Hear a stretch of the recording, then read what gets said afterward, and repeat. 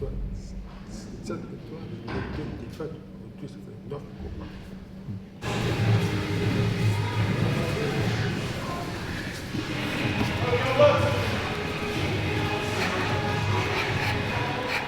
Comment tu as découvert le MMA?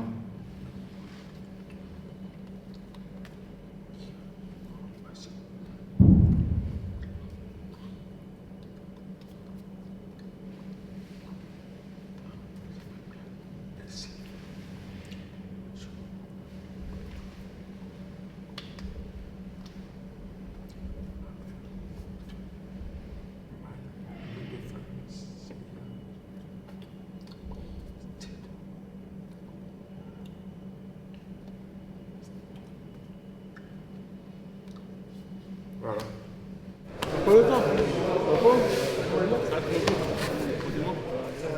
Qu'est-ce qui te plaît dans les sports de combat et dans le MMA en particulier?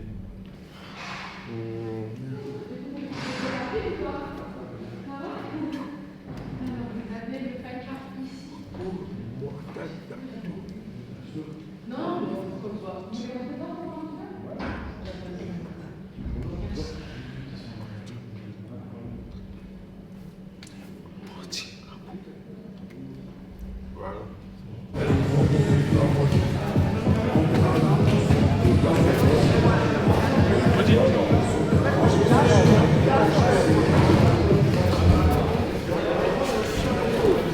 Il peut nous faire décoller. Modino. Moi, c'est Benoît Floriot. Je suis un des coachs à la team Fighting Beat, à Rueil-Malmaison, combattant aussi. Ça fait combien de temps que tu côtoies, que tu connais Modibo? Modibo, petite anecdote, j'ai connu Modibo avec Mohamed il y a des années, je crois, ça devait être en 2015-16, un truc comme ça. Un petit jeune tout fin, avec des dreads jaunes. On me disait qu'il venait du judo, qu'il était malentendant. Je me suis dit, ah, beau profil. Je suis parti vivre à l'étranger, je suis revenu. Et un jour, je vais à l'entraînement et là, il y a Malik qui me dit, tu le reconnais lui? Je dis, ah, pas du tout. Pourtant, j'arrive à me rappeler des visages quand même. Je dis, pas du tout. Il me dit, c'est Modibo. Je fais, oh! Il est revenu, plus de dread, balèze. Je sais pas combien de tonnes de mafé il a mangé pour devenir aussi costaud que ça. Mais métamorphose totale. Et là, du coup, il m'a reconnu aussi. Et on a commencé à s'entraîner de plus en plus sérieusement. Et là, il a atteint un niveau, il progresse sans cesse. Là, il ne s'arrête pas. Justement, ça fait combien de temps qu'il s'est mis sérieusement, on va dire, à l'entraînement dans le MMA? Je pense qu'il se mettait déjà sérieusement avant 2021. Mais je crois depuis Tarbes, depuis la compétition à Tarbes qu'il y a eu, c'était le MMA League à Tarbes. Là, il a mis les bouchées doubles et il a envoyé encore plus de sérieux dans ses entraînements, essayer de comprendre. Et on le voit, hein, le dernier combat qu'il a fait avec Elohim, il a moins besoin de nous regarder. Parce que justement, de parler avec lui pendant qu'il est en train de combattre, en fait, c'est compliqué parce que parfois, il est obligé de stopper le combat, nous regarder les gestes qu'on fait pour essayer de lui parler et qu'il comprenne vite, sans non plus être dérouté. Là, maintenant, il a moins besoin de nous regarder. Il sait à peu près déjà quoi faire. Il ressent, tiens, ah, là, je suis dans cette situation, boum, je vais partir sur ça et ça.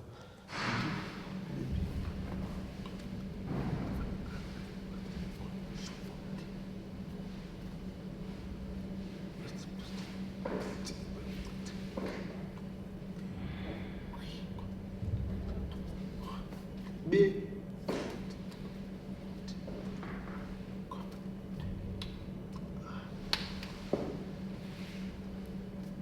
La prochaine fois.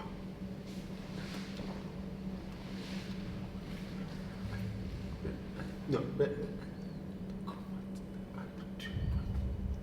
Mais.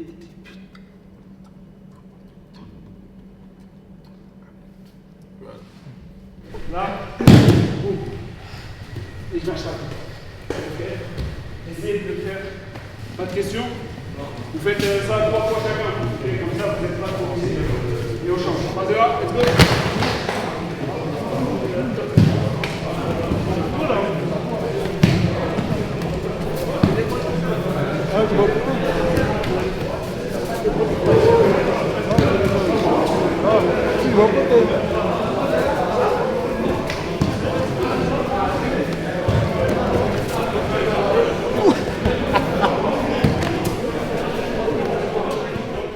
tu es malentendant.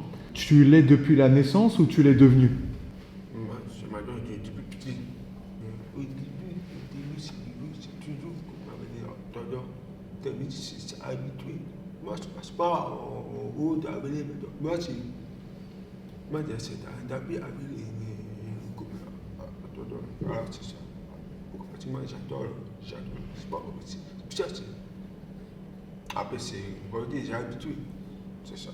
Alors j'imagine c'est un profil de personnes, de combattants qu'on n'a pas l'habitude de côtoyer. Comment tu as géré ça? Comment tu t'es adapté à lui, à l'entraînement ou en combat même? Je pense qu'on sait tous, de manière tout le monde doit s'adapter, que ce soit coach, sparring, toutes les personnes doivent s'adapter à lui et pas le contraire, c'est pas à lui de s'adapter à nous, c'est à nous de s'adapter à lui. Et là où ça nous aide, c'est que Modibo il est très fort pour lire sur les lèvres, très très fort. On apprend le langage des signes.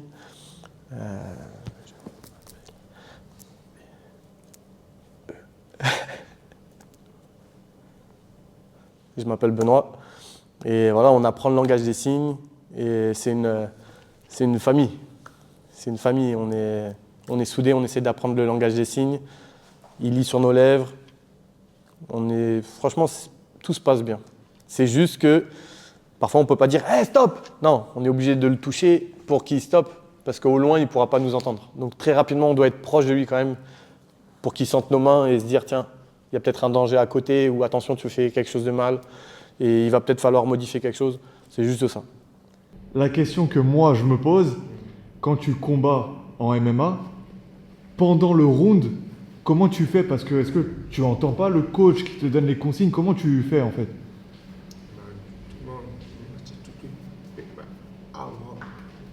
Dans mon avec Mali, c'est toujours avant, après la quoi? Comme, je ne sais pas comment faire. C'est pour ça qu'il faut quand même Mali pour tout perdre. Après, même si je ne sais pas quoi, mais de ça, qu'est-ce que tu vas faire après? C'est ça. Je ne sais même pas bien. Non, ça c'est dangereux. Il faut essayer de. Par exemple, par exemple, en fait, profite aussi, pause.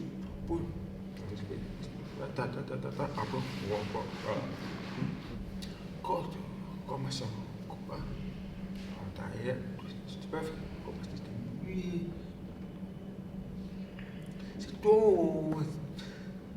C'est comme c'est ça. Comme il nous le disait tout à l'heure, en fait, lui, il entend quoi? Du grésillement, c'est ça? Lui, c'est comme Canal+ encrypté. En fait, ça va faire... C'est limite, je vais dire, c'est presque pire que, entre guillemets, d'être sourd, même si ça se dit pas. Mais c'est encore plus déroutant. C'est-à-dire que sans cesse, en fait, il a un bourdonnement horrible dans les oreilles. Et je souhaite à personne d'être sourd ni malentendant, mais je pense que c'est un double handicap presque.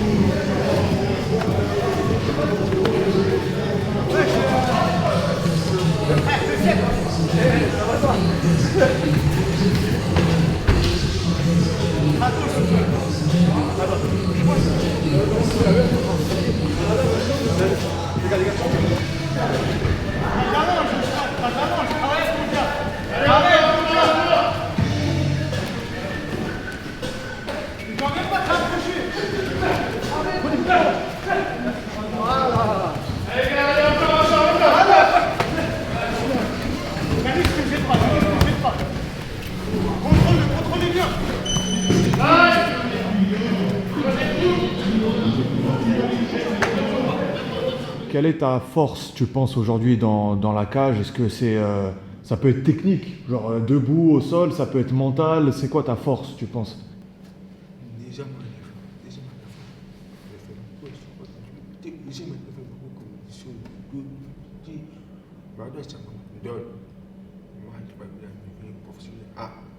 pour essayer d'établir, c'est ça que je veux ça. Est-ce que c'est un objectif pour toi de montrer que même en tant que malentendant, on peut faire pareil que les autres, les gens normaux entre guillemets, que tu peux atteindre un haut niveau dans le MMA, même en étant malentendant? Est-ce que c'est un objectif pour toi, ça?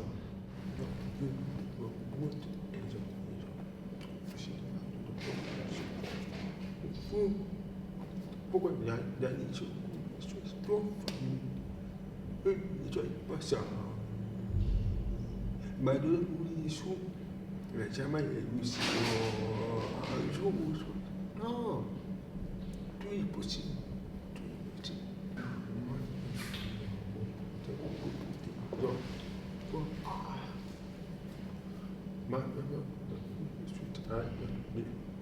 C'est ça, il faut tout déterminer. Il ne faut pas lâcher. Ah, humainement, moi, ça me fait plaisir. Franchement, apprendre le langage des signes, c'est quelque chose d'incroyable. Et je pense qu'on devrait même mettre ça à l'école parfois, plutôt que de nous apprendre l'histoire géo, des choses comme ça. Humainement, la dernière fois, on est parti faire un camp d'entraînement à Nice. Et au loin, on a vu des personnes, justement, pour le coup, qui étaient vraiment sourds et muets.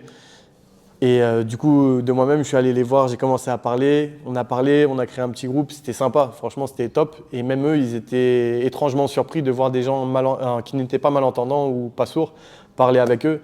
Et du coup, ça met un peu de bonheur dans le monde. Donc, c'est bonnes vibes.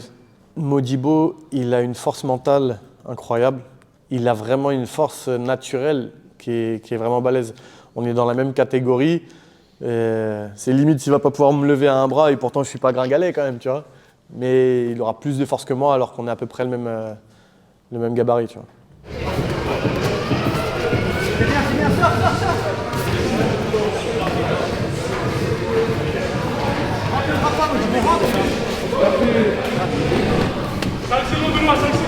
Ramène-le. Allez, moi j'y pense, je te laisse pas aller. Allez, pousse. Time. Est-ce qu'avec une personne malentendante, on prépare beaucoup plus le combat qu'avec un autre combattant? Parce que, comme tu l'as dit, dans la cage, il faut le contact visuel pour pouvoir donner des consignes rapides. Et s'il n'y a pas le contact visuel, est-ce qu'il faut préparer davantage le combat, des situations en particulier qui peuvent arriver? Eh ben justement, franchement, je trouve pas qu'on le prépare plus que d'autres. C'est-à-dire que ce soit Samba ou d'autres personnes qui vont combattre, on va s'en occuper pareil. Peut-être qu'on va passer un petit peu plus de temps avec Modibo pour qu'il comprenne vraiment bien ce qu'on lui dit. Donc on va prendre le temps de bien articuler, lui demander si vraiment il a compris. Mais non, franchement, je crois que c'est pas parce qu'il est malentendant qu'au final on passe plus de temps. Pour nous, c'est entre guillemets, il est comme nous, tu vois. C'est pareil, il n'y a pas besoin de plus. Et puis il comprend vite les choses, on lui montre. Et quand même il n'y arrive pas, il va se dire « Attends, j'ai pas réussi, viens on recommence. » Et on recommence. Et dès qu'il l'a, plouf.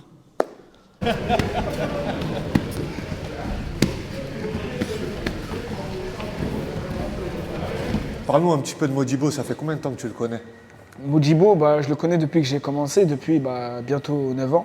Voilà, on s'entraîne ensemble, on fait la prépa physique ensemble le matin, on fait les thèmes, les techniques, les sparring ensemble le soir. Voilà, Modibo, c'est devenu mon frère. Non, c'est pas mon frère, c'est mon fils, Modibo. Je suis son darou. Modibo et moi, on voyage, on fait les stages ensemble, on parle en message, on va manger. Modibo, c'est devenu un frère. Et franchement, c'est une bête. Il est dur à amener au sol, il est dur à combattre. C'est un monstre.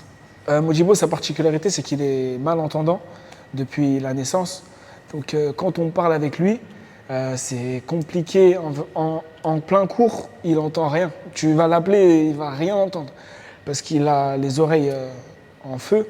Et voilà, entre Modibo et moi, je parle comme il parle. Parce qu'il a un certain accent. Parce qu'avec l'audition, il n'entend pas certains mots comme les R. Donc je vais m'adapter à lui. Et voilà, j'apprends aussi les langages des signes. Et c'est ce qui nous permet de communiquer et d'avoir un lien fraternel entre lui et moi. Franchement, à l'entraînement, je ne m'en rends pas compte. Mais par contre, quand on est en combat, quand il est dans la cage et que je suis dans son coin, avec Malik, là, c'est là qu'on se rend compte que c'est une dinguerie. Parce qu'on parle, mais il n'entend pas. Donc lui, il doit jeter des coups d'œil tous les 15-20 secondes. Et c'est là qu'on doit communiquer. Mais à l'entraînement, on peut se déplacer, se mettre dans son champ de vision, mais en combat, non. Donc c'est là qu'on se rend compte de sa particularité et que c'est incroyable ce qu'il fait. Il peut aller loin, Modibo? Il peut pas, il va aller loin. Il va aller très très loin.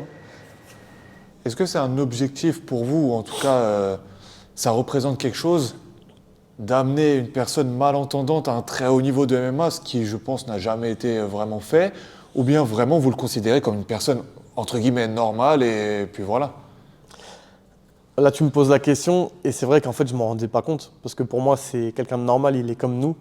Mais c'est vrai qu'en fait, là, tu es en train de me mettre en fait, dans une situation où je me dis, en fait, c'est un truc de ouf ce qu'on est en train de faire. C'est un truc de fou. D'emmener Modibo aussi haut que ça, j'avoue, là, c'est toi qui m'as mis ça en tête, et c'est ouf. C'est un truc de dingue. En fait, ça, c'est que de l'intérieur, toi, tu te rends pas compte. Mais nous, quand on a découvert Modibo sur Internet, tu regardes, tu dis, ah ouais, il est malentendant, il arrive à tout assimiler, à gagner ses combats, à atteindre déjà un niveau en France. C'est faisable pour toi. Il peut aller chercher le haut niveau européen, international. Franchement, encore de l'entraînement, et c'est sûr qu'il va y arriver, il va faire des prestations internationales, c'est sûr. Il y a encore beaucoup de boulot. Il est encore jeune en plus, on dirait pas, hein. Et il est grand, solide et tout. Mais c'est un petit genou, il a que 22 ans, tu vois. Et il a encore tout l'avenir devant lui. Tu vois. Inch'Allah. De quoi? Ah, il a 21. Ah, 21. Attends, ah oui, c'est vrai. Attends, il a 21. C'est sûr. Il va sur ses 22. Il va avoir 22 le 17 octobre. C'est un délire, hein. Envoyez-lui des messages, ça fait grave plaisir. Il y a Modibo aussi qui va combattre le 21 septembre. Modibo, il va combattre pour la ceinture du PEF. Ok, c'est une grosse échéance.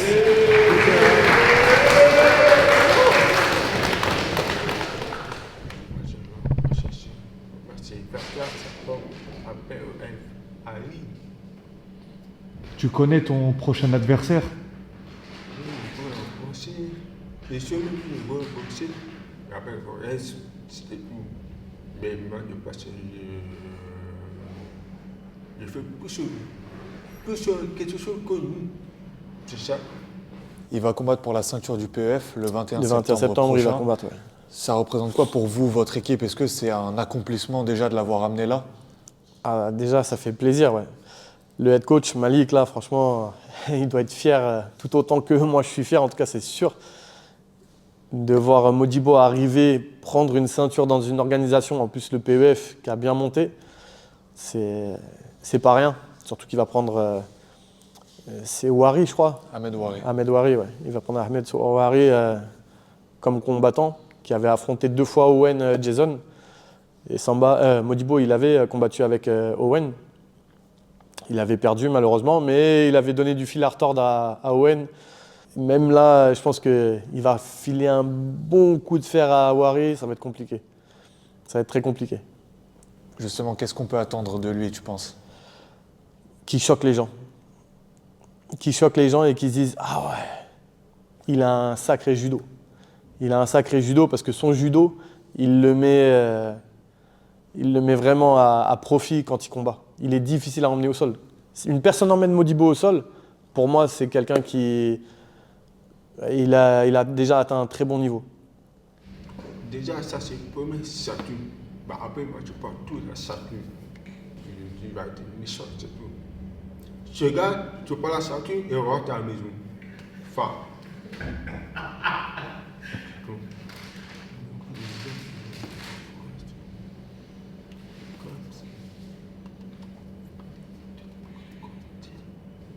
Aussi, conseil, aussi un beurre, Mohamed, lui, c'est un conseil, ça m'a aussi, il m'a donné tout. C'est pour ça que j'ai vraiment la confiance. C'est bon.